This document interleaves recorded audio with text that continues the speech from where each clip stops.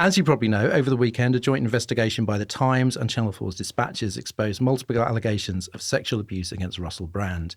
Since then, his YouTube channel has been demonetised, his tour dates cancelled, and future book publications put on hold. The Dispatches documentary is called In Plain Sight. It juxtaposes allegations with stand-up radio and TV appearances by Brand in the noughties, in which misogyny was mainstream entertainment, and he was not the only culprit. This has prompted many discussions about normalisation and complicity. How did popular culture get so cruel? Marie, what do you remember about that time, and how do your memories tally with this kind of like the lowlights reel presented there? It is a weird one. So I was born in 91, and obviously I grew up in France.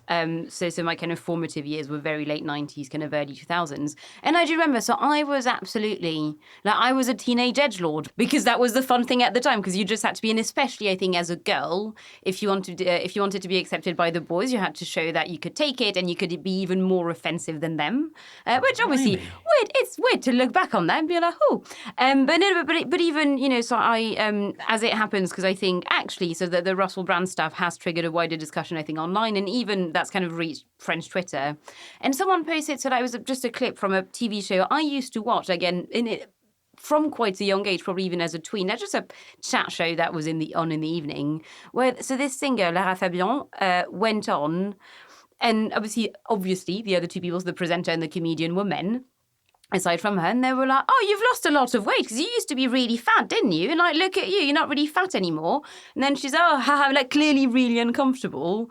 And then they keep like, it just gets worse and worse. So like the presenter goes, no, at least you've not lost your tits. And I think that's really important, because actually a lot of fat women who lose weight, they don't have tits anymore. And isn't that a shame? And she just has to play along, and it's a really long clip. And I watched that going, oh my God, like that's what I was watching every night when I was like 10, 11.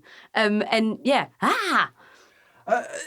Geri, after Dispatches, lots of clips appeared on Twitter of instances of rape jokes and harassment on air, some involving Brand and some not, with everybody chortling away. Other things that have been mentioned, Little Britain, the men's magazines, when they evolved out of the Don't We Like With Nell and I and the Italian Job into just like full-on misogyny. The tabloids eagerly waiting for Charlotte Church and Emma Watson to turn 18 and so on. There's a lot of this. And I think we're used to looking back at the grubby 70s in horror with racist jokes and Jimmy Savile and all of that. Is it shocking to you to feel like that about such a recent period? Yeah, I mean, the first thing I must do, because my colleagues would never forgive me, it was the Times, the Sunday Times, and Dispatches investigation. They are separate teams, and I know it's very confusing for people outside of things. Sure, and in fact, Ross McDermott, one of the key figures, was as a former guest on this podcast. Yeah, quite. But look, I'm the same age as Marie, and had a very similar experience in this country, and that is just the era that it was. But I think you're right that it's quite shocking to think about it as such a recent period. Like, it's only very recently that I haven't been able to enter the young journalist category in awards. So, it wasn't really that long ago. Not that I'm bitter about that at all, obviously.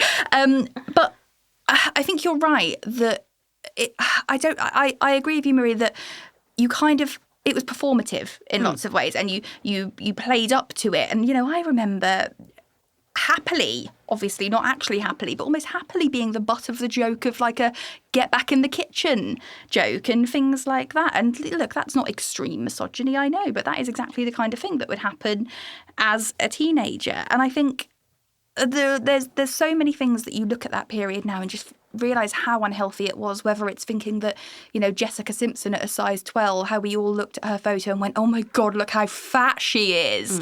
Or how, we looked at Paris Hilton obviously in the grips of some horrible eating disorder when she needed help and going, oh, that's exactly what I want to look like. And that's, only on a weight perspective. I think it is shocking that it's so recent. But I think the other thing about it is that it's one of the first kind of times when teenagers were given such constant access to photographs of celebrities to be able to take part in those debates. It kind of goes back to the thing we were saying about the internet.